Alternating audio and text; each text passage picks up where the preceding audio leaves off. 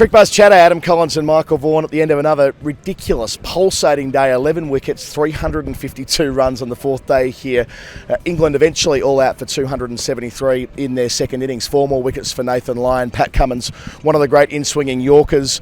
Joe Root reverse ramping from the first ball of the day. And then Stuart Broad goes bang bang at the end to knock over Smith and Labuschagne, and this game's completely opened up. The target's 281 and they go to bed still 174 away from the target. Yeah, I mean, we're in for an incredible last day. I mean, both teams deserve a huge amount of credit. Two kind of contrasting styles of playing, and with the Baz ball, ultra aggressive, risky way of playing. Pat Cummins opting for more of a safe, spreading the field, just almost playing the patient game with England and saying to them, well, we know you're going to play huge shots, so we might as well just sit in there and eventually you'll get yourselves out. And the majority of them absolutely did. But we're seeing spectacular skill. I mean, Pat Cummins' ball to poke, you've mentioned, that's up there with one of the balls of the era. Yep. Joe Root sending that message first ball of the morning, very similar to Zach Crawley on the first day, just to almost send a message to everybody that's watching that England are going to commit to the Baz ball way. There was an element though that the skipper, Ben Stokes, who is the Baz baller, he's the Baz baller who's gone into that drum and said we're all playing it.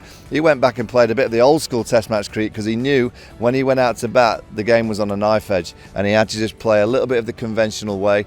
So that's what I want to see from it. I love what they're trying to do. I absolutely adore watching expansive cricket, but I also want to see them every now and again when they've got the team by the just play a little bit more conventional and don't allow the opposition back into the game. It was really interesting. So the first 88 deliveries today brought 91 runs before Root was dismissed, and the next 71 brought 26, and that reflects the fact that Stokes really shut up shop. Even though Brook was ticking over nicely, it was this kind of cat and mouse game where every time there was a wicket they had to consolidate, then go again, then the lower order were hitting out. I mean, every ball became an event. It's been like that for 4 days now. Yeah, absolutely. And then we go to the last day, and I'm intrigued with Ben and his captaincy on the last day. Saw it a little bit tonight where he goes on the squeeze. Runs are going to be, kind of such a premium tomorrow morning that you can't just allow boundaries to happen. When the spinner comes on, I think Moeen Ali, Joe Root, Moeen's fingers clearly are sore fingers, so it's not going to be easy for Moeen. But when the spinner comes on, I can't see that having all the field up is going to be the right option. You've got to just go in out. Got to give him a little bit of protection. Stuart Broad's been a revelation. He gets better and better. He's born for the Ashes. Stuart Broad should have Ashes by his name. He just seems to just love this, the atmosphere, the pressure, bowling to the best players, the spell to get Marnus, then Steve Smith just cracked open this game. But how many times has he done that in Ashes series? And maybe the fact that he's bowled a bit. He's been playing cricket, bowled a lot of overs, his body looks ready, his rhythm is excellent, whereas most of the other England players, not saying they look short of a gallop, but they just look like they're maybe a game short of playing at this level. And that was the decision from England, not to play practice games, just to kind of play a bit of golf, relax, get the culture right, and they've rocked up. And I just think a few of them was just short, looked a little bit, particularly the keeper, Johnny. Yeah. Johnny's just looked a little bit short of game practice, particularly behind the stumps. Yeah, Root plays the second over of the day, charges at bowling, clips him for 4-3 mid-wicket. Carey comes up to the stumps, then a pair of reverse laps over the keeper's head, 1 for 6, 1 for 4, leaves the next ball like it's not even a thing. I mean, this is a guy who's, I think he's like ranked number 6 in the world right now or something ridiculous. He's clearly the number 1 batter in the world in Test cricket right now, Joe Root. He only made 45, but you're right, he did set the agenda and did give them that belief that, having lost 2 wickets late last night, that they would be able to bat for 2 sessions. And sure, they don't quite make as many runs as what would have been the plan, because they lose a few too many wickets along the way, and a lot was relying on the lower order. But I mean, Root, what a colossus. Yeah, it is incredible, and there's more, there's a bit of science in that madness. If you look at his reverse ramps in this test match, I think he's missed 2. Yeah. But I think 22 have come from the other 4 deliveries that he's tried to play the stroke. So he executes the skill brilliantly. There's actually quite a little bit of science in that, because he just gets a bit of bad of it and it goes flying over the slips, and then Pat Cummins had to change his method, change his field. So I thought it was a brilliant psychological move to get on top of Australia. And also, again, it's about this message that England are trying to say, that they're going to try everything, and it is about entertainment. But I'm intrigued on day 5. Is it all about entertainment, or is it just about winning? My belief is tomorrow, forget all the entertainment, forget all the funky fields if you don't need them, win the game of cricket and go 1-0 up in the Ashes. Our player of the day today, I would say, is Nathan Lyon. 4 wickets, the way he executed and the way he bowled from the get-go, didn't give runs away when England were trying to attack him. The way he got Joe Root stumped running past one, good keeping from Carey, one of 3 stumpings for him in the Test match. But Lyon, tactically, has really got himself into the series round the wicket. Yeah, he has, and if you look at the combination of those 3 right-handers that he got in the middle, when you're getting Joe Root, Johnny Bairstow, Harry Brook, who was looking like a real threat. He's created momentum for his team.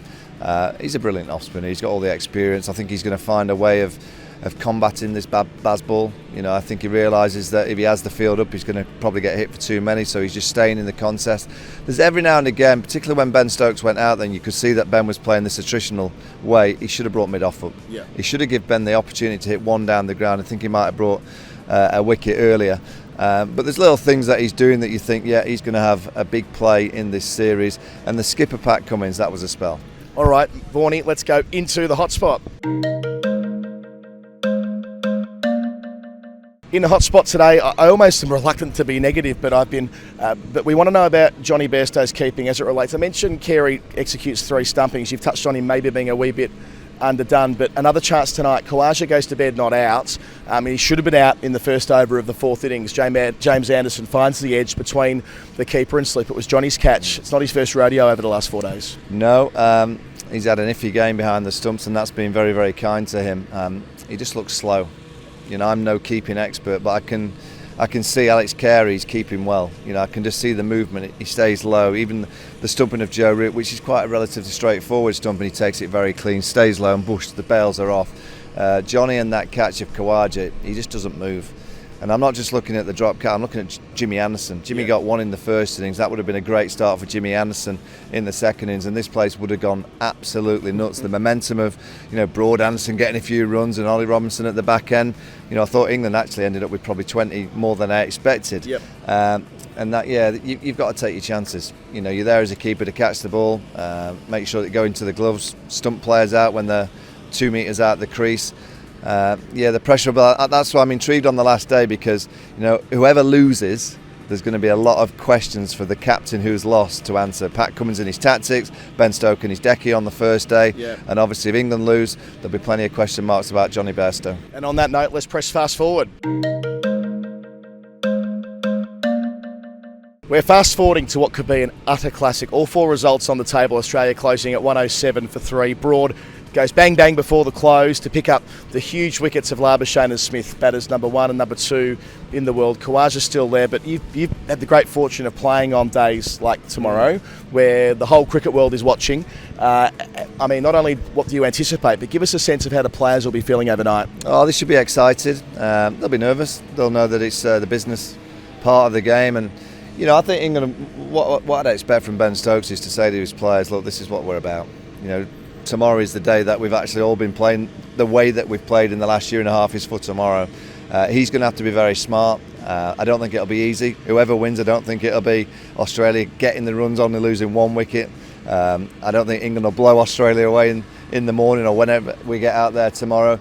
And I do think it'll come down to the captains. I've got a feeling Pat Cummins has got a more of a say with the bat in hand, and the way that Ben captains and the clever nature where he sets his fields, particularly to the spin, because Australia might take the opportunity. If he keeps all his field up, and if I was Australia and the off spinner comes on and he keeps the field up, I'm gambling. I'm going, right, we're going to hit you for a few. And if Ben continues to keep the field up, I'm going even harder, because I'd see it if I was Australia as an opportunity to get 20, 30 knots off the total quite quickly. I'm intrigued the tactical side of how Australia go about the business. Will they be aggressive or will they just sit in?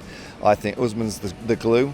Usman will just play, and they might have a couple of cameos. Travis Head, Alex Carey will probably play aggressively, Cameron Green.